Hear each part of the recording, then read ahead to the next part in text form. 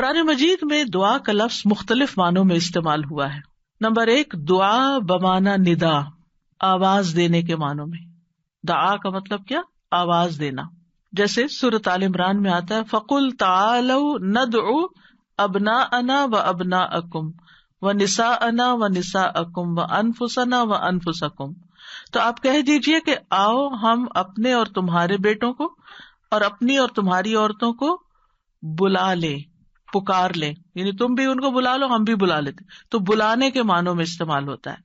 تو عربی زبان میں دعا اور ندا یہ دو لفظ مترادف بھی ہیں، ایک دوسرے سے ملتے جلتے ہیں، سینونیمز ہیں، ایک جگہ پر اکٹھے بھی استعمال ہوئے ہیں.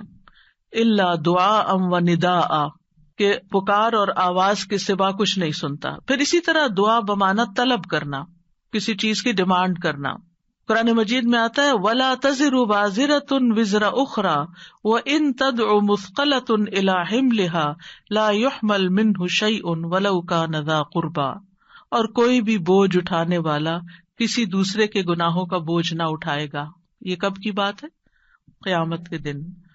اور کوئی بوجھ سے لدا ہوا شخص اپنا بوجھ اٹھانے کے لیے کسی کو بلائے گا، اس کو پکارے گا، وَإِن تَدْعُ تو وہ اس میں سے کچھ بھی نہیں اٹھا سکے گا، کوئی مدد نہیں کرے گا قیامت کے دن، اگرچہ وہ قریبی رشتہ دار ہی کیوں نہ ہو. تو کسی کو مدد کے لیے بلانا، آؤ میرا سامان اٹھاؤ، میرا بوجھ اٹھاؤ، اس کے لیے بھی لفظ دعا جس میں ایک طلب پائی جاتی ہے استعمال ہوتا ہے. اسی طرح دعا کا لفظ بمانا قول، بات کے بھی استعمال ہوتا ہے. قرآن مجید میں آتا ہے فما کان دعواہم اذ جاءہم بأسنا الا ان قالوا انا كنا ظالمین. جب ان کے پاس ہمارا عذاب آیا تو ان کا قول اس کے سوا کچھ نہ تھا کہ وہ کہنے لگے بے شک ہم ہی ظالم تھے. تو یہاں پر قول یا بات کے معنوں میں آیا ہے. پھر اسی طرح دعا کا لفظ عبادت کے معنوں میں بھی آتا ہے. سورۃ کہف میں نوجوانوں کا جو قصہ آتا ہے جس میں وہ اب ایمان کو بچانے کے لیے غار کی طرف جا رہے تھے، تو اللہ تعالیٰ نے ان کے بارے میں فرمایا وَرَبَطْنَا عَلَىٰ قُلُوبِهِمْ إِذْ قَامُوا فَقَالُوا رَبُّنَا رَبُّ السَّمَاوَاتِ وَالْأَرْضِ لَن نَّدْعُوَ مِن دُونِهِ إِلَٰهًا لَقَدْ قُلْنَا إِذًا شَطَطًا. اور ہم نے ان کے دلوں کو مضبوط کر دیا جب وہ اٹھ کھڑے ہوئے تو کہنے لگے ہمارا رب تو آسمانوں اور زمین کا رب ہے، ہم ہرگز اس کے سوا کسی الہ کو نہیں پکاریں گے، یعنی اس کی عبادت نہیں کریں گے، اور اگر ہم ایسا کریں تو یقیناً ہم نے ناانصافی کی بات کی. تو دعا بمانا عبادت. پھر اسی طرح 5واں معنی قرآن مجید میں دعا بمانا فریاد کرنا، طلب کرنا، فریاد کرنا. اور اس میں وَإِن كُنتُمْ فِي رَيْبٍ مِّمَّا نَزَّلْنَا عَلَىٰ عَبْدِنَا فَأْتُوا بِسُورَةٍ مِّن مِّثْلِهِ وَادْعُوا شُهَدَاءَكُمْ. اگر تمہیں اس قرآن میں شک ہے جو ہم نے اپنے بندے پر نازل فرمایا تو اسی طرح کی ایک سورت تم بھی بنا لاؤ اور اللہ کے سوا اپنے گواہوں مددگاروں کو بھی بلا لو. فریاد کرو کہ وہ آئے اور تمہاری مدد کریں، یعنی مدد کے لیے پکارنا، یہ معنی ہے. پھر اسی طرح دعا بمانا کسی چیز کی ترغیب دینا، یعنی کسی چیز کی طرف دعوت دینا. نوح علیہ السلام نے اپنی قوم کو پکارا تھا قال رب انی دعوت قومی لیلا ونہارا. اس نے کہا ہے میرے رب بے شک میں نے اپنی قوم کو رات اور دن پکارا، ان کو دعوت دیتا رہا دین کی طرف، اپنے رب کی طرف. اور اس میں معنی عبادت کا بھی ہے کہ اللہ کی عبادت کرو، تو عبادت کی دعوت میں ان کو دیتا رہا. پھر اسی طرح دعا بمانا منسوب کرنا، نسبت دینا. ادعوہم لآبائہم، ان بچوں کو ان کے حقیقی باپوں کی نسبت سے پکارو. یعنی ادعوہم کا مطلب ہے کہ ان کو اپنے باپوں کی طرف ہی منسوب کرو، جن کے وہ بچے ہیں باپ کا نام نہیں بدلو. اور 8واں معنی ہے سوال کرنا، دعا بمانا سوال. جیسے بنی اسرائیل نے موسیٰ علیہ السلام سے کہا قالوا ادع لنا ربک یبین لنا ما ہی، انہوں نے کہا تم اپنے رب سے ہمارے لیے دعا کرو. تو یہ جو دعا ہے یہ بمانا سوال ہے، یعنی مانگو کہ وہ ہمارے لیے بیان کر دے کہ وہ گائے کس طرح کی ہو. تو قرآن مجید میں یہ دعا کا لفظ مختلف معنوں میں استعمال ہوا ہے، لیکن دعا کا عمومی شرعی معنی کیا ہے؟ اللہ کی بارگاہ میں عاجزی کے ساتھ سوال کرنا اور اللہ کے پاس جو خیر ہے اس میں راغب ہونا، رغبت رکھنا. اللہ کی بارگاہ میں اللہ کے حضور عاجزی کے ساتھ سوال کرنا چیخ چلا کے نہیں بلکہ بہت ہمبل طریقے سے. اور جو خیر اللہ کے پاس ہے اس میں رغبت رکھنا، اس کا شوق رکھنا. طیبی کہتے ہیں اس سے مراد ہے اللہ کی بارگاہ میں انتہا درجے کی عاجزی، انکساری اور محتاجگی ظاہر کرنا. جیسے موسیٰ علیہ السلام نے دعا کیا کی تھی، رب انی لما انزلت الی من خیر فقیر. اپنے فقر، اپنی محتاجی، اپنی ضرورت کا اظہار کیا تھا. انی لما انزلت الی من خیر فقیر. امام ابن قیم کہتے ہیں اس سے مراد ہے ایسی چیز کو طلب کرنا جو دعا کرنے والے کو فائدہ دے، یعنی فائدے کی چیز حاصل کرنے کے لیے سوال کرنا، اور ایسی چیز کو دور کرنے کے لیے طلب رکھنا جو اس کو نقصان دیتی ہو. تو پھر دو طرح سے دعا کرتا ہے انسان، کچھ فائدے کی چیزیں مانگتا ہے اور کچھ نقصان والی چیزوں کو دور کرنے کے لیے اللہ سے درخواست کرتا ہے. ہماری شریعت میں دعا کی دو بڑی اقسام ہیں، ایک ہے دعائے عبادت اور ایک ہے دعائے مسئلہ. دعائے عبادت کیا ہے؟ اس سے مراد ہے کہ انسان اللہ سے ثواب کی امید رکھتے ہوئے، اس کے عذاب سے ڈرتے ہوئے اس کی عبادت کرے. اس میں سوال نہیں ہے. تو عربی میں دعا بمعنی عبادت بھی استعمال ہوتا ہے. آتا نا وقال ربکم ادعونی استجب لکم ان الذین یستکبرون عن عبادتی سیدخلون جہنم داخرین. اس میں دعا کے دونوں معنی آ گئے. اور تمہارے رب نے فرمایا کہ مجھ سے دعا کرو میں تمہاری دعا قبول کروں گا، یہ تو سوال ہو گیا. اور دوسرا، بے شک وہ لوگ جو میری عبادت سے تکبر کرتے ہیں عنقریب و ذلیل و خوار ہو کر جہنم میں داخل ہوں گے. تو یہاں عبادت کا معنی بھی آ گیا عبادت کے لفظ کے ساتھ، یعنی دعا ایک طرح سے عبادت ہے. تو دعائے عبادت کیا ہے کہ انسان اللہ سے ثواب کی امید رکھتے ہوئے، اس کے عذاب سے ڈرتے ہوئے اللہ کی عبادت کرے، جیسے نماز پڑھے، روزہ رکھے، قرآن کی قرأت کرے، تسبیح کرے، صدقہ کرے، اللہ کی طرف لوگوں کو دعوت دے، تعلیم کا کام کرے. تو انسان ان میں سے جو بھی عبادت کا کام کرے گا وہ دراصل اللہ کی طرف راغب ہوگا، کیونکہ دعا میں رغبت پائی جاتی ہے. اور جو شخص مثلا نماز پڑھتا ہے تو گویا وہ زبان حال سے دعا کر رہا ہوتا ہے، اللہ سے بخشش مانگ رہا ہوتا ہے کہ اللہ تعالیٰ ہمارے اوپر رحم کیجیے، ہم نے جو گناہ کیے ہیں آپ ان کو معاف کر دیجیے. کیونکہ نماز بذات خود کیا کرتی ہے؟ بلاؤں کو ٹالتی ہے، گناہوں کو معاف کرنے کا ذریعہ ہے. ٹھیک ہے. اچھا، صدقہ کیا کرتا ہے؟ گناہوں کی آگ بجھاتا ہے. ٹھیک ہے نا. تو یہ جو گناہوں کی آگ کا بجھنا ہے، یہ ہم بول کے بھی کہہ سکتے اللہ میں جہنم کے عذاب سے بچا، تو وہ ہماری زبان بول رہی ہوتی. لیکن جب ہم صدقہ دے رہے ہوتے ہیں تو گویا ہمارا عمل جو ہے وہ اسی چیز کا تقاضا کر رہا ہے کہ ہم اپنے اوپر سے گناہوں کا بوجھ اتارنا چاہتے ہیں. تو ایک دعا سوال کے انداز میں ہوتی ہے اور ایک دعا حال کے ساتھ بیان ہو رہی ہوتی ہے، عمل کے ساتھ ہو رہی ہوتی ہے. اور دوسری جو دعائے مسئلہ ہے جس میں مانگنے کی دعا ہوتی ہے، تو وہ یہ ہے کہ انسان دنیا اور آخرت کی کوئی بھی بھلائی طلب کرنے اور دنیا اور آخرت کے نقصان کو دور کرنے کا سوال اللہ سے ہی کرے. دنیا اور آخرت کی کوئی بھی بھلائی مانگنا اور دنیا اور آخرت کے کسی بھی نقصان سے بچنا، یہ بس اللہ ہی سے کرے اس کا سوال. یہ دعائے مسئلہ ہے، یعنی سوال کرنے والی، یعنی وہ دعا جس میں ہم سوال کرتے ہیں. کن چیزوں کا سوال کرتے ہیں؟ دنیا اور آخرت دونوں. آخرت نہیں بھولنی. ربنا آتنا فی الدنیا حسنۃ وفی الآخرۃ حسنۃ وقنا عذاب النار. تو دنیا اور آخرت کی حسنہ مانگنا اور دنیا اور آخرت کے عذاب سے، مصیبت سے بچنا. وقنا عذاب النار، سب سے بڑی مصیبت تو آگ ہے نا، یعنی اس کی کوئی تکلیف انسان کو پہنچے. نبی صلی اللہ علیہ وسلم نے فرمایا دعا عبادت ہے. قال الدعاء هو العبادۃ قال ربکم ادعونی استجب لکم. تمہارے رب کا فرمان ہے میں پکارنے والے کی دعا قبول کرتا ہوں جب وہ مجھے پکارتا ہے. تو دعا جو ہے یہ عبادت کی اقسام میں سے سب سے عظیم قسم ہے.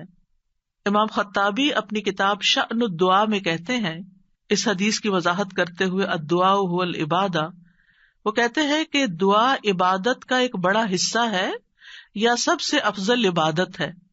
جیسے کہ لوگ کہتے ہیں لوگ بنو تمیم ہیں اور مال اونٹ ہے، یعنی لوگوں کو دیکھنا تو بنو تمیم کو دیکھو، مطلب سب لوگوں سے افضل ہیں. نبی صلی اللہ علیہ وسلم اسی سے تھے نا، اور ان کی تعداد بھی زیادہ تھی. اور اسی طرح عربوں کے ہاں مال کی سب سے بڑی قسم اونٹ ہوا کرتے تھے. وہ کہتے مال تو اصل میں اونٹ ہے اور لوگ تو بنو تمیم ہی ہے. تو اسی طرح کہا گیا دعا تو عبادت ہی ہے. الدعاء هو العبادہ، دعا ہی عبادت ہے. الحج عرفہ، اس کا یہ مطلب ہے کہ صرف عرفہ میں جاؤ، یہ نہیں. مطلب یہ ہے کہ جتنے بھی ارکان آپ حج کی ادا کرتے ہیں ان میں سے عرفہ کے دن کا قیام اگر کسی نے پا لیا تو اس کا حج ہو گیا، اور وہ سب سے بڑا دن ہے جس میں بخشش ہوتی ہے. تو یہ عربوں کے کہنے کا ایک انداز بھی ہے نا. اور مراد اس سے کیا ہے کہ دعا سب سے افضل عبادت ہے اور ساری اطاعتوں اور ساری بندگیوں کا مغز ہے کہ انسان اپنی ہر پریشانی اور ہر ضرورت میں اللہ کی طرف متوجہ ہو جائے. یہ ہے اصل مقصد. اگر کسی مشکل میں پڑ گیا ہے تو اس مشکل کے دور ہونے کے لیے بس اللہ ہی کی طرف رجوع کرے اور اسی کا انتظار کرے کہ وہی کاٹے گا. لوگوں سے توقعات ہٹا لے. اس کا یہ مطلب نہیں کہ ہم لوگوں سے ہیلپ لے نہیں سکتے، آپ لوگوں سے ہیلپ لے سکتے ہیں، آپ ان کو بتا سکتے ہیں کہ آپ کس مشکل میں اور اس کا حل کیا ہے، لیکن ان سے توقع نہ رکھے کہ یہ میری مشکل حل کر دیں گے. مثلاً آپ کو کوئی پرابلم ہوئی ہے، آپ کسی سے مشورہ کرنا چاہتے ہیں، آپ کسی سے کاؤنسلنگ لینا چاہتے ہیں، آپ ضرور لیں، لیکن یہ توقع نہ رکھیں کہ یہ آپ کا مسئلہ حل کر دے گا یا بس یہی آپ کے لیے سب کچھ ہو گیا. اس کو اللہ سبحانہ تعالیٰ سے آگے نہ رکھے. کہتے ہیں نا ہمت مردہ مدد خدا. ہمت آپ نے کرنی ہے، کوشش آپ نے کرنی، مدد اللہ نے کرنی ہے. دعا کی بھی ہمت ہوتی ہے اور دعا کے لیے بھی ایک ایفرٹ لگانی پڑتی ہے اور اس کے لیے یکسو ہونا پڑتا ہے. خصوصاً آپ دیکھیں کہ جب کسی بڑی پریشانی کے نتیجے میں انسان کے ہوش اڑ جاتے ہیں، اوسان خطا ہو جاتے ہیں، اس کو کچھ سمجھ نہیں آتی، تو ایسی صورت میں انسان اپنے خیالات کو مجتمع کر کے فوکس کر کے پوری توجہ کے ساتھ اللہ کی طرف جب متوجہ ہوتا ہے تو یہ ہے اصل میں دعا کی روح. اور نہ صرف یہ کہ بڑی مشکلات میں بلکہ چھوٹی چھوٹی ضروریات میں بھی اللہ کی طرف رغبت کرنی چاہیے. دعا کی ضرورت کیوں ہے ہماری زندگی میں؟ کیونکہ ہم اللہ کے محتاج ہیں. بادشاہ وہی ہے، ہم فقیر ہیں. یا ایھا الناس انتم الفقراء الی اللہ، اے لوگو تم سب اللہ کے محتاج ہو. کوئی بھی انڈیپینڈنٹ نہیں، کوئی بھی یہ نہیں کہہ سکتا کہ میں اپنے سب کام خود ہی کر سکتا ہوں. واللہ هو الغنی الحمید، اور اللہ سب سے بے پرواہ ہے اور تعریف کے لائق ہے. بندوں میں سے کوئی بھی بے پرواہ نہیں ہو سکتا، ہم سب محتاج ہیں. دوسری بات، اللہ سارے خزانوں کا مالک ہے. وَإِن مِّن شَيْءٍ إِلَّا عِندَنَا خَزَائِنُهُ، کوئی چیز ایسی نہیں، وَإِن مِّن شَيْءٍ إِلَّا عِندَنَا خَزَائِنُهُ، کہ جس کے خزانے ہمارے پاس نہ ہوں. آپ کوئی چیز آرڈر کرنا چاہتے ہیں تو پتہ چلتا ہے وہ تو ہے ہی نہیں، ختم ہو گئی، اسٹاک ختم، آؤٹ آف اسٹاک. بڑی سے بڑی کمپنی، بڑے سے بڑے ریسورسز رکھنے والے انسانوں سے جب آپ مانگتے ہیں تو آپ دیکھیں کیا ہوتا ہے کہ انسان بعض اوقات وہ اوپر جا کے اتنی نیچے گرتے ہیں کہ پائی پائی کے محتاج ہو جاتے ہیں. ایسی مثالیں آپ نے بھی دیکھی ہوں گی، سنی بھی ہوں گی کہ کہاں ان کے پاس بہت کچھ تھا اور کہاں وہ زیرو پہ آ گئے. اللہ تعالیٰ ایسا نہیں ہے، ہمیشہ سے ہے اس کے پاس اور ہمیشہ رہے گا. ساری مخلوق اگر کسی میدان میں جمع ہو کر سب کچھ مانگے تو بھی اللہ تعالیٰ کے خزانوں میں اتنی کمی نہیں آتی جتنی ایک سوئی کو سمندر میں ڈبو کے نکالا جائے تو پانی جو سوئی کے ساتھ لگتا ہے اتنی بھی کمی نہیں ہوتی.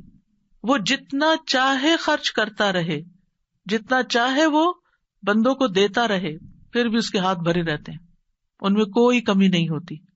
ایک اور آیت میں آتا ہے سورۃ المنافقون میں، وَلِلَّهِ خَزَائِنُ السَّمَاوَاتِ وَالْأَرْضِ، آسمانوں اور زمین کے خزانے اللہ کے پاس ہیں. پھر کیا کرنا چاہیے؟ اس کے پاس جانا چاہیے جس کے پاس کوئی خزانہ نہیں ہے، اس کے پاس جو سارے خزانوں کا مالک. مشکل یہ ہے کہ ہمارے مانگنے میں کمی ہوتی ہے، دیر ہوتی ہے. وہ سب کچھ دے سکتا ہے، سب کچھ ہے اس کے پاس، یو نیم اٹ.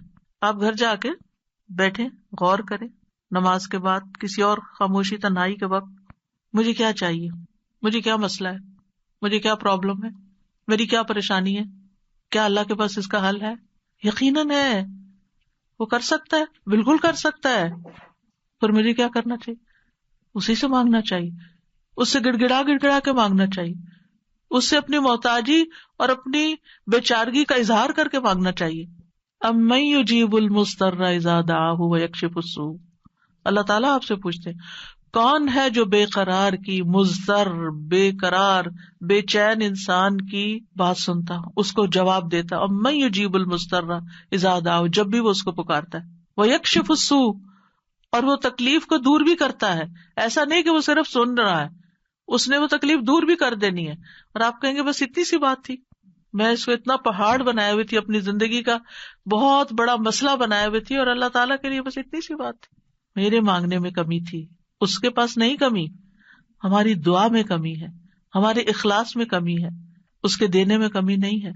اس طرح پکارا کریں نا کہ اللہ تعالیٰ آپ تو دے کر کسی کمی کا شکار نہیں ہوتے، لیکن میری کمی پوری ہو جائے گی. پھر آپ دیکھیں ہر بھلائی دینے اور ہر تکلیف دور کرنے پہ قادر ہے. سورۃ الانعام میں آتا ہے وَإِن يَمْسَسْكَ اللَّهُ بِضُرٍّ فَلَا كَاشِفَ لَهُ إِلَّا هُوَ وَإِن يَمْسَسْكَ بِخَيْرٍ فَهُوَ عَلَى كُلِّ شَيْءٍ قَدِيرٌ. اگر اللہ تجھے کوئی تکلیف پہنچائے تو اس کے سوا کوئی دور کرنے والا نہیں، اور اگر وہ تجھے کوئی بھلائی پہنچائے تو وہ ہر چیز پر پوری طرح قادر ہے. وہ سب کچھ کر سکتا ہے، وہ قادر ہے. نہ آپ کی کوئی خیر اور بھلائی کو لے جا سکتا ہے، کیونکہ عام طور پہ ہم وہم کا شکار رہتے ہیں کہ اگر میری اس نعمت کا کسی کو پتہ چل گیا تو پھر کیا ہوگا، شاید وہ نظر ہی لگ جائے اور نعمت چھین ہی جائے. ہر وقت اس وہم کا شکار رہنا دراصل اپنے آپ کو ٹارچر کرنا ہے. نہیں، وَإِن يَمْسَسْكَ بِخَيْرٍ، اگر اللہ نے آپ کو کوئی خیر دی ہے، فَهُوَ عَلَى كُلِّ شَيْءٍ قَدِيرٌ، وہ ہر چیز پہ قادر ہے، وہ آئندہ بھی دیے رکھے گا. اس نے اس لیے تھوڑی دی ہے کہ بس ایک بندہ کوئی دیکھے اس چیز کو اور بس وہ واپس لے لے، وہ ایسا نہیں کرتا. ایک روایت میں آتا ہے کہ ایک شخص نے رسول اللہ صلی اللہ علیہ وسلم سے پوچھا، اے اللہ کے رسول، آپ کن چیزوں کی دعوت دیتے ہیں؟ یعنی آپ کی دعوت کیا ہے، آپ کیا بتاتے ہیں لوگوں کو، آپ کیا سکھاتے ہیں؟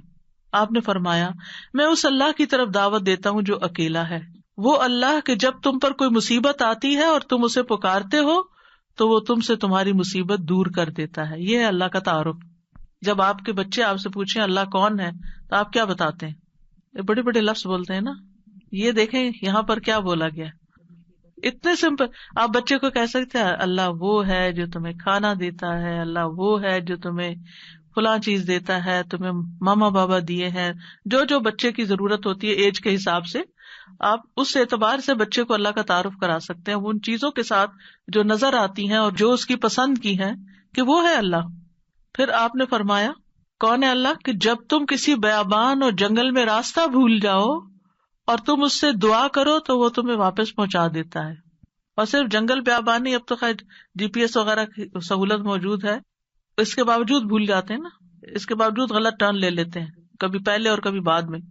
GPS فریز ہو جاتے ہیں، نیٹ چلا جاتا ہے، روڈ میپ ختم ہو جاتا ہے، کئی مسائل ہیں.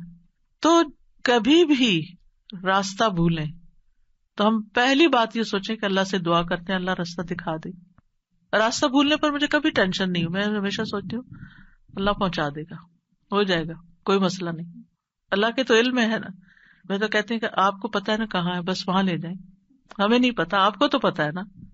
تو جب آپ اللہ سے مانگتے ہیں، کبھی لاڈ پیار سے، کبھی اس کی کسی صفت کا واسطہ دے کر، کبھی اپنی عاجزی محتاجی ظاہر کر کے، تو وہ ضرور سنتا ہے. پھر فرمایا وہ ذات کہ جب تم قحط سالی میں مبتلا ہوتے ہو اور تم اس سے دعا کرتے ہو تو وہ تم پر پیداوار ظاہر کر دیتا ہے، یعنی تمہاری پیداوار اگا دیتا ہے زمین سے. یہ ہے اللہ، یہ اللہ کا تعارف. پھر آپ دیکھیے کہ ہم کیوں اللہ سے مانگے، کیونکہ زمین و آسمان کی ساری مخلوق اللہ ہی سے مانگتی ہے، تو ہم کیوں نہ مانگے. آپ غور کیجئے ذرا اس بات پر، یسألہ من فی السماوات والارض کل یوم ھو فی شأن، اسی سے مانگتا ہے جو کوئی آسمانوں اور زمین میں ہے، ہر دن وہ ایک نئی شان میں ہے، اسی سے مانگ رہا ہے. ہر کوئی جو آسمانوں اور زمین میں ہے، ہر کوئی. کون کون ہے آسمانوں اور زمین میں؟ آسمانوں میں فرشتے ہیں جن کو ہم جانتے ہیں، زمین پر انسان اور جنات ہیں، اس کے علاوہ جو اور مخلوقات ہیں، وہ ساری مخلوق اللہ سے مانگ رہی ہے. اگر ساری مخلوق اللہ سے مانگتے اور ہم کسی اور سے مانگنا شروع کر دیں، غیر اللہ سے مانگیں، تو کتنی حماقت والی بات ہے نا. اللہ نے عقل اسی لیے دی تھی کہ ہم اللہ ہی کو نہ پہچانے. تو اللہ سبحانہ و تعالیٰ سے سوال کرنے کے اعتبار سے 4 طرح کے لوگ ہیں. امام ابن تیمیہ کہتے ہیں پس تمام آسمانوں اور زمین کے لوگ اللہ سے سوال کرتے ہیں تو ان کے 4 درجات بن جاتے ہیں. پہلی قسم، کچھ وہ لوگ ہوتے ہیں جو نہ ہی اللہ کی عبادت کرتے ہیں نہ ہی اس سے مدد طلب کرتے ہیں، حالانکہ اللہ نے ان کو پیدا کیا، ان کو رزق دیا، ان کو عافیت دی. تو یہ کون ہے؟ نہ اللہ کی عبادت نہ ہی اس سے دعا، کچھ بھی نہیں، کوئی تعلق نہیں. دوسری قسم کے وہ لوگ ہوتے ہیں جو اللہ سے مدد طلب کرتے ہیں تو وہ ان کی مدد کر دیتا ہے، لیکن وہ اللہ کی عبادت نہیں کرتے. عبادت نہیں کرتے، ہاں جب کوئی مسئلہ پیش آتا ہے تو پھر کیا کرتے ہیں؟ پھر دعا کر لیتے ہیں. ایسے لوگ آپ نے دیکھے ہوں گے، نماز نہیں، روزہ نہیں، صدقہ خیرات کچھ نہیں، ہاں کوئی مشکل پیش آئے تو پھر اللہ سے دعا کرتے ہیں. تیسری قسم کے کچھ وہ لوگ ہوتے ہیں جو اللہ کی عبادت اور اطاعت طلب کرتے ہیں لیکن نہ ہی اس سے مدد مانگتے ہیں نہ اس پہ توکل کرتے ہیں. نماز روزہ کر لیں گے، دعا نہیں کرتے، کہتے ہیں اللہ کو پتہ ہی ہے نا کیا چاہیے، اب مانگنا کس لیے. نہیں، اللہ تعالیٰ خود فرماتے وقال ربکم ادعونی، تمہارا رب کہتا ہے مجھ سے دعا کرو، تو کیوں نہ دعا کریں، ہمیں دعا کرنی ہے. چوتھی قسم کے وہ لوگ ہوتے ہیں جو اللہ کی عبادت بھی کرتے ہیں اور اس سے دعا بھی کرتے ہیں، اس سے مدد بھی طلب کرتے ہیں. تو اللہ تعالیٰ اپنی عبادت اور اطاعت پر ان کی مدد کرتا ہے. جیسے ہم کہتے ہیں ربی اعنی علی ذکرک و شکرک و حسن عبادتک، تو اللہ تعالیٰ مدد بھی فرماتا ہے. اب ہم اپنے آپ کو دیکھیں کہ ہم کون سی کیٹیگری میں فال کرتے ہیں، ہم کہاں ہیں. کیا ہم ان لوگوں میں ہیں جو عبادت بھی کرتے ہیں اور دعا بھی کرتے ہیں؟ تو یہ ٹاپ کلاس کے لوگ ہیں، اور باقی اللہ تعالیٰ کے حق میں کمی کوتاہی کرتے ہیں. تو ہمیں دعا کرتے رہنا چاہیے، اللہ تعالیٰ کو پکارتے رہنا چاہیے، ہر ضرورت میں، ہر مقصد میں، ہر پریشانی میں، ہر دکھ میں، ہر بیماری میں، ہر موقع پر، ہر چیز کے لیے، چھوٹی سے چھوٹی چیز کے لیے، بڑی سے بڑی چیز کے لیے اللہ ہی سے مانگنا چاہیے. کیونکہ وہ دے کر احسان نہیں جتاتا، وہ دے کر شرمندہ نہیں کرتا، وہ دے کر ہم سے واپس نہیں مانگتا، وہ بغیر شرط کے دیتا ہے، غیر مشروط دیتا ہے. وَإِذَا سَأَلَكَ عِبَادِي عَنِّي فَإِنِّي قَرِيبٌ أُجِيبُ دَعْوَةَ الدَّاعِ إِذَا دَعَانِ فَلْيَسْتَجِيبُوا لِي وَلْيُؤْمِنُوا بِي لَعَلَّهُمْ يَرْشُدُونَ. وَإِذَا سَأَلَكَ عِبَادِي عَنِّي فَإِنِّي قَرِيبٌ أُجِيبُ دَعْوَةَ الدَّاعِ إِذَا دَعَانِ فَلْيَسْتَجِيبُوا لِي وَلْيُؤْمِنُوا بِي لَعَلَّهُمْ يَرْشُدُونَ. تو ہمیں مانگتے رہنا چاہیے کیونکہ وہ قریب ہے، وہ مجیب ہے. اللہ سبحانہ وتعالیٰ اپنے بندوں کو خود فرماتا ہے کہ اللہ سے اس کے فضل کا سوال کرو، یہ اللہ کا حکم ہے. سورۃ النساء میں آتا ہے وَاسْأَلُوا اللَّهَ مِن فَضْلِهِ، اور اللہ سے اس کے فضل کو مانگو کہ اللہ اپنا فضل فرما. فضل کیا ہوتا ہے؟ جو ہم ڈیزرو نہیں کرتے، نہ اپنی عبادت کی وجہ سے، نہ کسی محنت کی وجہ سے، نہ کسی قابلیت کی وجہ سے، نہ کسی ہنر کی وجہ سے. ہم ڈیزرو نہیں کرتے لیکن آپ دے سکتے، ہم پھر بھی آپ سے مانگتے ہیں. چاہے ہم اس قابل نہیں لیکن پھر بھی آپ سے مانگتے، آپ ہمیں عطا کیجیے. اور اللہ تعالیٰ کو یہ بات پسند ہے کہ بندے اس سے مانگیں، کیونکہ بندے کو جب کسی چیز کی ضرورت ہوتی ہے نا اور وہ اس کو اللہ تعالیٰ سے مانگتا ہے تو وہ اللہ تعالیٰ کے ساتھ کنیکٹ ہو جاتا ہے، اللہ تعالیٰ کو یاد کرتا ہے، اس کے سامنے اپنی حالت کا اظہار کرتا ہے، اپنا دکھ، اپنا شکوہ، اپنا غم، اپنا رنج، اپنی پریشانی اس کو سناتا ہے، جو سن کر آگے نشر نہیں کرتا. جب ہم بندوں کے سامنے اپنی کسی پریشانی کا ذکر کر دیتے ہیں تو بعض اوقات کیا کرتے ہیں، وہ آگے بیان کر دیتے ہیں اور یوں آپ کے راز کھل جاتے ہیں، آپ کا مرتبہ اور مقام لوگوں کی نگاہ میں گر جاتا ہے. کچھ لوگ آپ سے حسد کرنے لگتے ہیں، کچھ لوگ آپ کی تکلیف پہ خوش ہوتے ہیں. تو اس لیے ہمیں اللہ سبحانہ تعالیٰ کے سامنے ہی اپنے رنج اور دکھ کی فریاد رکھنی چاہیے. اللہ تعالیٰ اپنے بندوں کو ہر چیز کو اسی سے مانگنے کا حکم دیتا ہے. اب ہر چیز میں کیا ہے؟ صحیح مسلم کی روایت ہے، ابو ذر غفاری رضی اللہ عنہ کہتے ہیں کہ نبی صلی اللہ علیہ وسلم اپنے رب تبارک و تعالیٰ سے روایت کرتے ہیں کہ بے شک اللہ تعالیٰ فرماتا ہے، اے میرے بندو تم سب گمراہ ہو سوائے اس کے جسے میں ہدایت دوں، پس تم مجھ سے ہدایت مانگو میں تمہیں ہدایت دوں گا. نمبر 1 دعا کیا ہونی چاہیے؟ ہدایت کی. دن کی ہر رکعت میں ہم اہدنا الصراط المستقیم مانگتے ہیں، ہر کام میں ہمیں گائیڈنس چاہیے، ہمیں کلیئرٹی چاہیے، چاہے دین کا کام ہو چاہے دنیا کا کام، ہر چیز میں ہمیں صحیح راستہ، صحیح اسٹریٹجیز اختیار کرنے کی ضرورت ہوتی ہے، تب وہ کام ہو پاتا ہے. اور اس طرح ساری کنفیوژن بھی دور ہو جاتی، ساری پریشانی بھی دور ہو جاتی کہ میں نے اللہ سے دعا کر لی، اللہ تعالیٰ آپ مجھے صحیح طریقہ بتا دے، مجھے اس کام کو کیسے لے کے چلنا ہے. تو ہر موڑ پر، ہر کام میں ہمیں ہدایت کی ضرورت ہوتی ہے. تو اہدنا الصراط المستقیم. پھر فرمایا اے میرے بندو تم سب بھوکے ہو سوائے اس کے جسے میں کھلاؤں، تو تم مجھ سے کھانا مانگو، میں تمہیں کھانا کھلاؤں گا. سبحان اللہ. سب سے بڑی ضرورت ہدایت کے بعد انسان کی کیا ہے؟ کھانا، جو اس کو دن میں کئی بار کھانا پڑتا ہے. اور انسان سب سے زیادہ پریشان بھی اس کے لیے ہوتا ہے، اور مال کا سب سے بڑا حصہ بھی اسی پہ خرچ ہوتا ہے. یعنی دن میں اگر آپ دیکھیں تو آپ ہر روز اپنا لباس نہیں خریدتے، ہر روز آپ اپنی ٹوائلٹریز نہیں خریدتے، ہر روز اپنی اور چیزیں نہیں خریدتے، برتن نہیں خریدتے، کٹلری، جیولری، یہ سب روز تھوڑی خریدا جاتا ہے. لیکن کھانا تو ڈیلی چاہیے، کھانا تو ڈیلی کنزیوم کرنا ہے، تو اس سے مانگو. اور خاص طور پر اگر کچھ خاص کھانے کو دل چاہتا ہے وہ بھی اس سے مانگو. نیوٹریشیس چاہیے، ہولسم چاہیے، صحت مند چاہیے، کیونکہ ساری بیماریاں ہی کھانے سے پیدا ہوتی ہیں. یعنی کھانا مانگو صرف یہ نہیں کہ ہے نہیں، بلکہ اچھا کھانا مانگو تو اللہ تعالیٰ کھلائے گا. اے میرے بندو تم سب برہنہ ہو سوائے اس کے جسے میں لباس پہناؤں، تو تم مجھ سے لباس مانگو، میں تمہیں لباس پہناؤں گا. بعض اوقات انسان کو کوئی خاص چیز پہننے کو دل چاہتا ہے، مانگے اللہ سے، اللہ دے گا. اے میرے بندو تم سب دن رات گناہ کرتے ہو اور میں سارے گناہوں کو بخش دیتا ہوں، تم مجھ سے بخشش مانگو میں تمہیں بخش دوں گا. کیوں اپنے اوپر بوجھ لیے پھرتے ہو؟ کتنے گناہ کر لیے، بہت لیٹ کر دیا، پتہ نہیں اب میری معافی ہوگی یا نہیں، اب میں کیا کروں؟ وہ معاف کر دے گا، مانگ کر تو دیکھو. اے میرے بندو اگر تمہارے اولین و آخرین اور جن و انس ایک صاف چٹیل میدان میں کھڑے ہو کر مجھ سے مانگنے لگے، اور میں ہر ایک کو جو مجھ سے مانگ رہا ہے وہ سب کچھ دے دوں جو وہ مانگ رہا ہے، تو میرے خزانوں میں کوئی کمی نہیں ہوگی مگر جتنی سمندر میں سوئی ڈال کر نکالنے سے کمی آتی، کچھ کمی نہیں. مانگو، اس کا تو کچھ نہیں بگڑتا، اس کا تو کچھ کم نہیں ہوتا. نبی صلی اللہ علیہ وسلم نے بھی اللہ سے مانگنے کا حکم دیا ہے. عبداللہ بن عباس کہتے ہیں ایک دن وہ رسول اللہ صلی اللہ علیہ وسلم کے پیچھے سوار تھے، تو رسول اللہ صلی اللہ علیہ وسلم نے ان سے فرمایا اے لڑکے میں تجھے چند کلمات سکھا رہا ہوں، احفظ اللہ یحفظ کا، تم اللہ کے احکام کی حفاظت کرو اللہ تمہاری حفاظت کرے گا. احفظ اللہ تجدہ تجاہک، اللہ کی حفاظت کرو یعنی اللہ تعالیٰ کے احکامات کی، تم اسے اپنے سامنے پاؤ گے، قریب پاؤ گے. اذا سألت فاسأل اللہ، جب تمہیں مانگنا ہو اللہ سے مانگو، جب تمہیں مانگنا ہو، کچھ بھی مانگنا ہو. وَإِذَا اسْتَعَنْتَ فَاسْتَعِنْ بِاللَّهِ، اور جب مدد چاہیے اللہ سے مدد مانگو، کسی بھی طرح کی مدد. یعنی مدد صرف مالی مدد نہیں ہوتی، یا مدد صرف ان چیزوں کی نہیں ہوتی اوپر جن چیزوں کا ذکر ہوا ہے، مدد تو ہمیں ہر کام میں چاہیے ہوتی.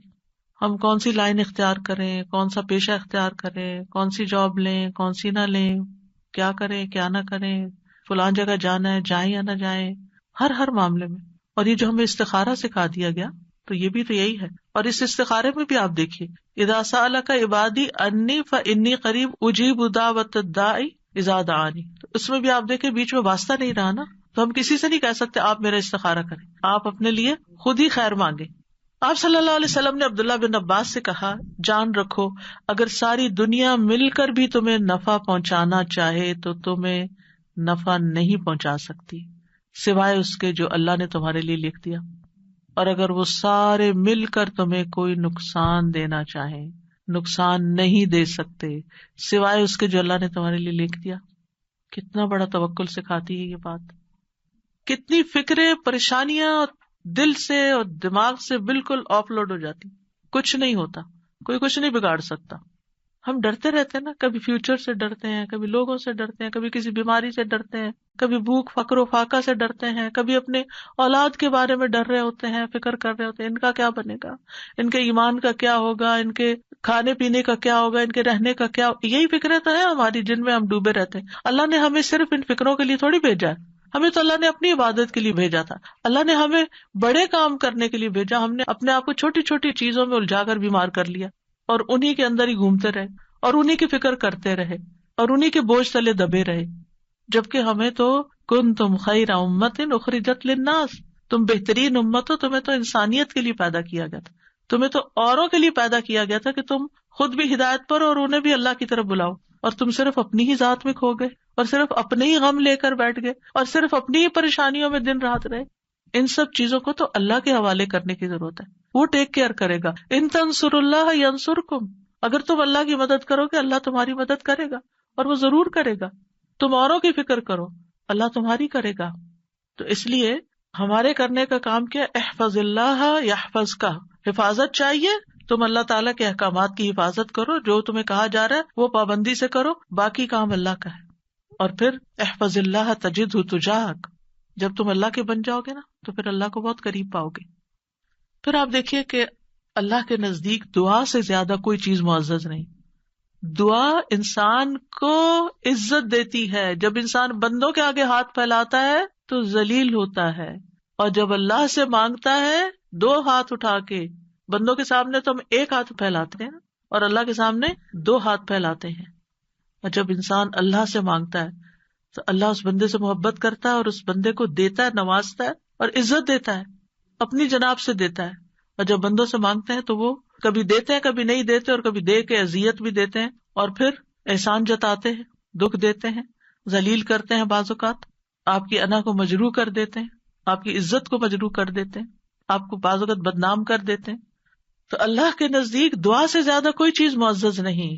لیس شیء اکرم علی اللہ من الدعاء. پھر یہ کہ اللہ تعالیٰ دعائیں سنتا ہے. وَلَقَدْ نَادَانَا نُوحٌ فَلَنِعْمَ الْمُجِيبُونَ. یقیناً نوح نے ہمیں پکارا تو ہم بہت اچھے قبول کرنے والے ہیں. ہم نے ان کی سنی، ہمیں کیوں بتایا جا رہا ہے؟ تاکہ تم بھی پکارو، تمہاری بھی سنی جائے گی. ابراہیم علیہ السلام نے کیا کہا تھا؟ ان ربی لسمیع الدعاء. میرا رب تو یقیناً دعا سننے والا ہے، وہ تو ضرور سنتا ہے. اور پھر خاص طور پر جو مضطر ہو، بے چین ہو، بے قرار ہو، لاچار ہو. امن یجیب المضطر اذا دعاہ ویکشف السوء. یہ لاچار کون ہوتا ہے؟ ابن عباس کہتے ہیں اس سے مراد وہ شخص ہے جس کی ایسی ضرورت ہو جو اس کو مشقت میں ڈال دے، یعنی مصیبت میں پڑ جائے انسان، چاہے اندر قلبی روحانی طور پر، چاہے مالی طور پر، چاہے صحت، یعنی کسی بھی اعتبار سے جو چیز اس کو مشکل میں ڈال دے، مشقت میں. یہ لاچاری ہوتی ہے. یہ کہتے ہیں ڈپینڈنسی جیسے ہو جاتی ہے دوسروں پر. سدی کہتے ہیں کہ اس سے مراد وہ شخص ہے جس کے پاس کوئی ہیلا چارہ قوت باقی نہ رہے، یعنی دنیا میں اس کا کوئی وسیلہ سبب نہیں رہا، تنہا رہ گیا، وہ سنتا ہے. ذنون کہتے ہیں اس سے مراد وہ شخص ہے جو اپنے تعلقات کو اللہ کے سوا سب سے کاٹ دے، بس اللہ ہی ہے میرا. ابو جعفر کہتے ہیں کہ اس سے مراد مفلس شخص ہے جس کے پاس کچھ نہیں. سہل بن عبداللہ کہتے ہیں اس سے مراد وہ شخص ہے جو اپنے ہاتھ دعا مانگتے ہوئے اللہ کی طرف بلند کرتا ہے، اوپر اٹھاتا ہے، حالانکہ اس کے پاس اطاعت کا کوئی نیکی کا کام نہیں ہوتا جس کو وہ وسیلہ بنا سکے. لاچار. اب ہر جگہ سے مایوسی ہو گئی، اب ایک ہی راستہ ہے، اور وہ راستہ شیطان کہتا ہے تم تو اتنے نافرمان ہو، تمہاری نہیں سنی جائے گی. نہیں، وہ پھر بھی سنتا ہے. امن یجیب المضطر. اصل میں بندے تو ہم اللہ ہی کے ہیں نا، چاہے ہم اللہ کو اپنا بنائیں یا نہ بنائیں، ہیں تو اسی کے، جانا تو اسی کی طرف ہے، دنیا میں بھی اسی کی طرف جانے کی ضرورت پیش آتی ہے. اور پھر آپ دیکھیے کہ اللہ تعالیٰ کا قبولیت کا وعدہ بھی ہے، اور وہ بندوں کی حاجات پوری کرتا ہے. اللہ تعالیٰ خود پکارتے ہیں جب رات کا 1/3 حصہ بچتا ہے، آسمان دنیا پہ نزول فرما کے اللہ تعالیٰ فرماتے ہیں کون ہے جو مجھ سے دعا کرے تو میں اس کی دعا قبول کروں، کون ہے جو مجھ سے بخشش طلب کرے تو میں اسے بخش دوں، کون ہے جو مجھ سے رزق مانگے تو میں اس کو رزق عطا کروں، کون ہے جو تکلیف دور کرنے کی درخواست کرے تو میں اس کی تکلیف دور کروں. اور یہ اعلان فجر کے طلوع ہونے تک ہوتا رہتا ہے. تو اللہ تعالیٰ پکار رہے ہیں کہ مانگو مجھ سے. اب دیکھیے اگر کبھی آپ کے پیرنٹس میں سے کوئی یا کوئی بڑا یا اگر آپ سے کہے کہ اچھا مانگو، کیا مانگتے ہو، فرمائش کرو، کیا کرتے ہیں ہم، ہمارا حال کیا ہوتا ہے؟ بہت خوش ہو جاتے ہیں، اتنی بڑی آفر آ گئی ہے، کرو فرمائش، کیا چاہیے، جیولری چاہیے، کپڑے چاہیے، جو چاہیے مانگو. تو ہمارا خوشی سے ایسا حال ہوگا کہ ہمیں یہ بھی یاد نہیں رہے گا کہ اب مانگنا کیا ہے آپ نے. اللہ سبحانہ وتعالیٰ روز ہمیں پکارتے ہیں کرو فرمائش، مانگو، کچھ مانگو، اور ہم مانگتے ہی نہیں. جاگ بھی جائے تو ہم مانگتے نہیں. مانگنے کی ضرورت ہے. آپ دیکھیے کہ دنیا کے بادشاہ جب کوئی سوالی آتا ہے، کوئی بیگر آتا ہے، وہ دروازے بند کر دیتے ہیں. جو انسان 2 سے 3 دفعہ آپ سے کچھ مانگ چکا ہو، جب آپ اس کو دیکھتے ہیں تو وہ موڑ کے چل دیتے ہیں، یہ پھر آ گیا ہے، پھر کچھ مانگے گا. کیا اللہ تعالیٰ بھی ایسا کرتا ہے؟ 100 بار آئے آپ اس کے پاس 100 بار عطا کرے گا. وہ اپنا دروازہ بند نہیں کرتا, وہ اپنی دولت نہیں چھپاتا, وہ تمہارے لیے ہر روز رات کو دروازہ کھولتا ہے, آ جاؤ تم میری طرف, مانگو مجھ سے. امام ابن قیم کہتے ہیں اللہ جس کے ساتھ خیر کا ارادہ کرتا ہے اس کے لیے ذلت کا, عاجزی کا, اللہ کی بارگاہ میں پناہ پکڑنے اور محتاجی ظاہر کرنے کا دروازہ کھول دیتا ہے. یعنی اس کو دعا مانگنا آ جاتا ہے, اور جس کو دعا کی توفیق مل گئی اس کو ہر خیر مل گئی. تو اصل چیز یہ ہے کہ دعا کی توفیق ہو جائے, دعا مانگنا شروع کر دیں. آپ دیکھیے کہ اس نیت سے بھی یہ پروگرام رکھا گیا تھا کہ ہم روز دعا کے بارے میں کچھ سنیں, پھر دعا کے مطلب کو سمجھیں, دعا دعا دعا کرتے رہے تاکہ ہمیں دعا مانگنا آ جائے. یعنی اس کا ہول سول گول ہے اس پروگرام کا وہ یہ کہ ہمیں دعائیں مانگنا آ جائے, ہم دعاؤں کے شوقین ہو جائیں, دعا مانگنے سے محبت کرنے لگے, دعاؤں کے اوپر یقین کرنے لگے کہ اللہ تعالیٰ سنتا اور ضرور سنے گا, اور ہمارے سارے بوجھ اتر جائیں اور ہم سارے اپنے معاملات اپنے رب کے سپرد کر دیں, اور ہم دنیا میں بھی ایک اچھی زندگی بسر کریں اور آخرت میں بھی. امام ابن تیمیہ کہتے ہیں جب اللہ کسی بندے کے ساتھ خیر کا ارادہ کرتا ہے تو اس کے دل میں دعا مانگنے اور اس سے مدد طلب کرنے کا الہام کر دیتا ہے کہ اللہ سے مانگو, اس کے دل میں ڈال دیتا ہے, اور اللہ اس کے مدد طلب کرنے اور اس کے دعا مانگنے کو اس کے لیے خیر کا ذریعہ بنا دیتے ہیں جس کے لیے اس نے مدد طلب کی ہوتی ہے, یعنی اس کا رستہ نکل آتا ہے. تو دعا مانگنے کے فائدے کیا ہیں؟ دعا ہر حال میں انسان کو فائدہ دیتی ہے. نمبر 1, دعا مانگ رہے ہوتے تو آپ عبادت کر رہے ہوتے ہیں, یہ اجر الگ لکھا جاتا ہے. اللہ تعالیٰ کی پسند کا کام کر رہے ہوتے ہیں, اللہ تعالیٰ سے کنیکٹڈ ہوتے ہیں, اور پھر یا تو دعا فوراً قبول ہو جاتی ہے, جو مانگا وہ اسی وقت مل جاتا ہے, یا پھر یہ کہ کوئی ایسی مصیبت ٹل جاتی ہے جو آنے والی تھی اور آپ کی اس دعا کی وجہ سے وہ مصیبت چلی گئی. رسول اللہ صلی اللہ علیہ وسلم نے فرمایا دعا فائدہ دیتی ہے اس کے بارے میں بھی جو کچھ نازل ہو چکا ہے اور اس کے بارے میں بھی جو نہیں اترا. بس اللہ کے بندو تم پر دعا کرنا لازم ہے, یعنی جو مصیبتیں آ گئی ہیں ان کو بھی دور کرے گی دعا, اور جو ابھی نہیں آئی اتر رہی ہیں ان کو بھی دور کر دے گی, آنے والی مشکلات کو بھی ہٹا دے گی. پھر یہ کہ اللہ تعالیٰ اپنے مانگنے والوں کو خالی ہاتھ نہیں لوٹاتا.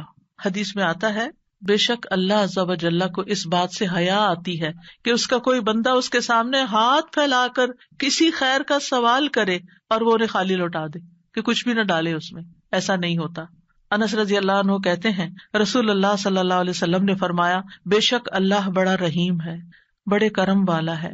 اس کو اس بات سے شرم آتی ہے کہ اس کا کوئی بندہ اس کے آگے اپنے دونوں ہاتھ پھیلائے اور وہ ان دونوں میں کوئی خیر نہ ڈالے. وہ ایسا نہیں کرتا. جو مسلمان بھی اپنی حاجت اللہ کے آگے رکھ دیتا ہے اللہ تعالیٰ اسے ضرور نوازتا ہے, ضرور دیتا ہے. رسول اللہ صلی اللہ علیہ وسلم نے فرمایا جو مسلمان اپنا چہرہ اللہ کے سامنے گاڑ کر, یعنی پورے فوکسڈ طریقے سے توجہ کے ساتھ کسی چیز کا سوال کرتا ہے وہ اس کو وہ چیز ضرور عطا کرتا ہے, خواہ جلدی عطا کرے یا ذخیرہ کر کے رکھ لے اس کے لیے اگلی دنیا میں عطا کرے, لیکن ملتا ضرور ہے. اور پھر آپ دیکھیے اس آیت میں اللہ تعالیٰ نے کوئی شرط نہیں رکھی, یعنی جو مانگو گے میں دوں گا, یعنی کہا تم یہ کر کے آنا پھر میں دوں گا. بعد میں کہا کہ ٹھیک ہے تم بھی میری بات مانا کرو, ریکمینڈیڈ ہے یہ بات, لیکن شرط نہیں ہے کہ تم نے مانی تو پھر ہی میں بھی تمہاری مانوں گا. اور پھر آپ دیکھیے کہ یہ ہمارا فرض بنتا ہے کہ ہم اپنی دعاؤں میں اخلاص پیدا کریں, ورنہ اللہ تعالیٰ تو ہر ایک کو نیک بد گناہگار حتیٰ کہ ابلیس کی بھی دعا قبول کر لیتا ہے. دعا کے سبب تقدیر بدل جاتی ہے. حدیث میں آتا ہے قضاء کو صرف دعا ہی بدل سکتی ہے, اور نیکی کے علاوہ کوئی چیز عمر کو نہیں بڑھا سکتی. نیکی کرتے جاؤ انشاءاللہ عمر بھی لمبی ہوگی اور نیکیوں کی مزید توفیق ہوگی. دعا کی وجہ سے آزمائشیں ٹل جاتی ہیں. امام غزالی کہتے ہیں بس جان لے کہ قضاء و قدر میں سے یہ بھی ہے کہ اللہ آزمائشوں کو دعا کے ذریعے ٹال دیتا ہے. چنانچہ دعا آزمائشوں اور بلاؤں کو ٹالنے اور رحمت کے حصول کا سبب ہے, جیسا کہ ڈھال تیروں کو ٹالنے اور واپس لوٹانے کا سبب ہے, یعنی کہ جو شیلڈ ہے اس سے آپ پروٹیکٹڈ ہوتے ہیں. اور جیسے پانی زمین سے نباتات نکالنے کا سبب ہے, یعنی آپ پودا لگاتے ہیں اس میں پانی لگاتے ہیں تو اس میں سے کچھ نکل آتا ہے. جن لوگوں کے گارڈنز ہیں وہ تو یہ تجربہ کرتے ہی ہوں گے کہ جب سمر آتی ہے اور وہ ڈالتے ہیں کچھ تو پھر اس میں سے ننھی منی کونپلیں نکلتی ہیں. لیکن اگر نہیں تو میں آپ سب کو ریکمینڈ کروں گی کہ اللہ الخالق کی تخلیق کو دیکھنے کے لیے گھر میں ہی کوئی مٹی کا پاٹ رکھ لیجئے اور اس میں کوئی بیج ڈال دیجئے, اور ان بیجوں کے پھوٹنے اور چھوٹی چھوٹی کمپلین نکلنے کے عمل کو دیکھیے. آپ کو اللہ پہ اتنا پیار آئے گا, اتنی محبت آئے گی. یہ اللہ کی تخلیق کی نشانیاں ہیں نا, اور اس سے اللہ کی پہچان ہوتی ہے, انسان اللہ کے قریب ہوتا ہے, اللہ کی قدرت نظر آتی ہے. تو اب امام غزالی کہتے ہیں کہ جیسے پانی زمین میں ڈالیں اور بیج سے کچھ نکلے گا, یہ پانی ڈالنا سبب ہے بیج پھوٹنے کا, ایسے ہی دعا سبب ہے خیر ملنے کا. مانگو تاکہ تمہیں ملے. بہت کچھ تو وہ ہمیں بن مانگے بھی دے رہا ہے, ہم نے وہ مانگا بھی نہیں ہوتا جو کچھ وہ ہمیں دیتا ہے, لیکن اس سے زیادہ اگر تم مانگو گے تو پھر والا وہ کیوں نہیں دے گا.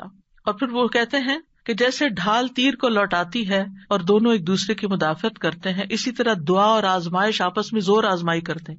آزمائش اوپر سے اتر رہی ہوتی ہے اور دعا نیچے سے چڑھتی ہے, اور بیچ میں جا کے وہ ان کی لڑائی ہوتی ہے. دعا کہتی ہے واپس چلو, اس بندے پہ نہیں آنا. تو اس لیے بہت ضروری ہے کہ ہم اللہ تعالیٰ سے مانگتے رہیں. اور آپ دیکھیں کتنی دعائیں ایسی ہیں جنہوں نے تاریخ کا رخ پھیر دیا, شر سے خیر کی طرف, بہتر سے بہترین کی طرف. ابراہیم علیہ السلام کی دعا کی مثال, انہوں نے مانگا تھا ربنا وابعث فیہم رسولا منہم یتلو علیہم آیاتک ویعلمہم الکتاب والحکمت ویزکیہم انک انت العزیز الحکیم. 2500 سال بعد دعا قبول ہوئی. محمد رسول اللہ صلی اللہ علیہ وسلم دنیا میں تشریف لائے اور انسانی تاریخ کا دھارا بدل گیا. ابو امامہ کہتے ہیں میں نے کہا اللہ کے رسول صلی اللہ علیہ وسلم آپ کے اس کام کی ابتدا کیسے ہوئی, یعنی آپ نے یہ جو سب کچھ کیا ہے بگننگ کہاں سے تھی؟ کہا میرے باپ ابراہیم علیہ السلام کی دعا سے. آپ بھی اپنے بچوں کے لیے, نسلوں کے لیے, اپنے شاگردوں کے لیے دعائیں کیا کریں. معلوم نہیں ان میں سے کون آپ کی دعا کی وجہ سے کوئی ایسا خیر کا کام کر جائے جو آپ کے لیے بہترین صدقہ جاریہ بن جائے. تو دوسروں کے لیے دعائیں کرنے میں بخل سے کبھی کام نہ لیں. بعض اوقات کچھ کام ہم خود نہیں کر پاتے, نہ اس کے قابل ہوتے, نہ ہماری اتنی زندگی ہے, نہ اتنی سخت ہمت اور صلاحیت, لیکن ہم جب دوسروں کے لیے وہی دعائیں کرتے ہیں تو اللہ سبحانہ تعالیٰ ان کے ذریعے وہ سارا ثواب اور خیر ہم تک واپس پہنچا دیتا ہے. ہم سب لوگ, انسان, باقی مخلوقات بھی نبی صلی اللہ علیہ وسلم کی آمد کی وجہ سے رحمت پاتے ہیں, آپ رحمت للعالمین ہیں, اور اس دعا کی وجہ سے دائمی خیر اور بھلائی پا رہے ہیں. پھر نوح علیہ السلام کی دعا. نوح علیہ السلام بہت مظلوم تھے, ان کی قوم دعوت دینے کی وجہ سے ان کو مارتی پیٹتی بھی تھی. پھر انہوں نے جب دعا کی تو وہ ان کی نجات کا ذریعہ بنی. عیسیٰ علیہ السلام کی دعا جو آخری زمانے میں ہوگی, جب طور میں آخری زمانے میں ایمان والے ان کے ساتھ محصور کر دیے جائیں گے, تو ان کی دعا کی وجہ سے مسلمانوں کے لیے فتح ہوگی, یاجوج ماجوج کی تباہی ہوگی. ابن قیم کہتے ہیں مصیبت کو ٹالنے میں اور اپنا مقصد حاصل کرنے میں دعا قوی ترین اسباب میں سے ایک سبب ہے. یہ تمام دوائیوں سے زیادہ مفید ہے. دعا ساری دوائیوں سے زیادہ مفید ہے. یہ آزمائشوں کی دشمن ہے. دعا آزمائشوں کی دشمن ہے. یہ آزمائشوں کو دور دھکیلتی ہے, ان سے زور آزمائی کرتی ہے, ان کو واقع ہونے سے روکتی ہے, جو واقع ہو چکی ہوں ان کو ختم کرتی ہے, ان کو ہلکا کر دیتی ہے, اور یہ مومن کا ہتھیار ہے. یعنی اگر دعا آزمائش سے زیادہ طاقتور ہو تو آزمائش ختم ہو جاتی ہے. یعنی بعض اوقات ہم کہتے ہیں آزمائش نہیں ختم ہو رہی کیونکہ ہماری دعا ابھی کمزور ہے, اس کو اور اسٹرانگ کریں. اگر آزمائش سے کمزور ہو تو آزمائش کبھی ہو جاتی ہے, اور وہ دونوں ایک دوسرے کا مقابلہ بھی کرتی ہیں, ایک دوسرے کے ساتھ جھگڑا کرتی ہیں. پھر یہ ہے کہ دعا ساری خیر اور بھلائی لے آتی ہے, جامع الخیر ہے. دعاؤں کے سبب بیماریاں دور ہوتی ہیں.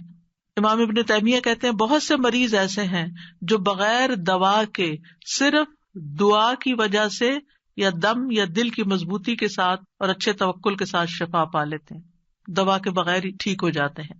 دعا سے ہم و غم دور ہوتا ہے, ڈپریشن دور ہوتا ہے, اور خاص طور پر وہ جو غم کی دعا ہے نا وہ پڑھنی چاہیے. اللہم انی اعوذ بک من الہم والحزن. پریشانیاں دور ہوتی ہیں. انسان کو دعا کی وجہ سے وہاں سے رزق ملتا ہے جہاں سے انسان سوچ بھی نہیں سکتا, اس کا گمان بھی نہیں ہوتا. اللہ تعالیٰ کی ناراضگی دور ہوتی ہے, اور جو آدمی اللہ سے نہیں مانگتا اللہ اس سے ناراض ہوتا ہے. دعا سے بندے کو غیر اللہ کی محبت اور غلامی سے آزادی ملتی ہے, اللہ تعالیٰ کا قرب ملتا ہے, اور انسان کو مناجات کی لذت ملتی ہے. جب انسان اپنے رب سے باتیں کرتا ہے نا تو اس کی ایک اور ہی خوشی ہوتی ہے, اور انسان کو پھر وہ چیز ملنے سے زیادہ وہ دعا کرنے میں اور سرگوشیاں کرنے میں اور اللہ سے باتیں کرنے میں مزہ آنے لگتا ہے. گویا اس کو سب کچھ مل گیا. سلف صالحین اس بات کو بہت پسند کرتے تھے. ان میں سے ایک کہتے ہیں مجھے اللہ کی بارگاہ میں حاجت ہوتی ہے تو میں اس سے وہ حاجت مانگتا ہوں تو اللہ میرے لیے اپنے ساتھ مناجات کرنے، اپنی معرفت اور اپنے لیے عاجزی کرنے اور اس کے سامنے خوشامد کا دروازہ کھول دیتا ہے. تو ان چیزوں کے ہوتے ہوئے میں یہ پسند کرنے لگتا ہوں کہ اللہ تعالیٰ میری دعا پوری کرنے کو ڈیلے کر دے، مؤخر کر دے، تاکہ میں یہ دعا کرنے کا لطف اٹھاتا رہوں. تو اللہ سبحانہ تعالیٰ سے دعا ہے کہ اللہ تعالیٰ ہمیں دعا کا معنی اور مفہوم سمجھنے کی توفیق عطا فرمائے اور ہمیں اس کی اہمیت کا احساس دلا دے اور ہم واقعی اس طرح دعا مانگے جیسے دعا مانگنی چاہیے.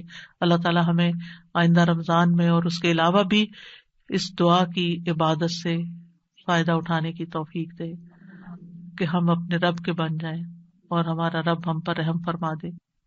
السلام علیکم. اتنا خوبصورت لیکچر. میں سوچ رہی تھی کہ جیسے آپ نے کہا نا قریب اور مجیب، تو جب آپ نے کہا نا قریب تو میں سوچتی کہ ارسپیکٹو آف کہ ہماری دعا قبول ہو یا نہ ہو، جو ایک سینس آف کلوزنس اللہ سبحانہ تعالیٰ کے ساتھ فیل ہوتی ہے، دیٹ از ریئلی گریٹ. بالکل. تو ایک اور چیز میں نے یہ پوچھنی تھی کہ جیسے ہم کہتے ہیں نا کہ انسان اپنے لیے شر کو ایسے مانگتا ہے جیسے خیر مانگ رہا ہے، اور ہم ادھر سے یہ کریں کہ اللہ سبحانہ تعالیٰ ہماری دعا قبول ضرور کرتے ہیں، تو پھر جب ہم اس طرح کے کوئی مانگ رہے ہوتے ہیں تو پھر یہ ہوتا ہے کہ وہ قبول نہیں ہوگی دعا. وہ اللہ پہ چھوڑ دیتے ہیں نا ہم جی. پھر وہ ہمارے لیے جو چاہتا ہے کرتا ہے، اسی لیے وہ بعض دعائیں روک لیتا ہے. ہم سمجھتے ہیں ہمارے لیے خیر ہے، حالانکہ وہ شر ہوتا ہے، تو اللہ تعالیٰ اس کو قبول نہیں کرتے، روک دیتے، کیونکہ وہ ہمارے لیے ہم سے زیادہ ہم پر مہربان ہے. ایک اور جیسے حضرت زکریا نے اسنادا ربہ نداء خفیہ، تو وہ جو ندا ہے انہوں نے تو اللہ سے وہ مانگ رہے تھے نا چپکے سرگوشیاں، تو وہ پھر دل میں تو وہ پھر ندا وہ دعا کے سینس میں آئے گی، کیونکہ دعا میں آپ نے ڈیفینیشن بتائی نا کہ ہم اللہ سے مانگ رہے ہوتے ہیں. جی.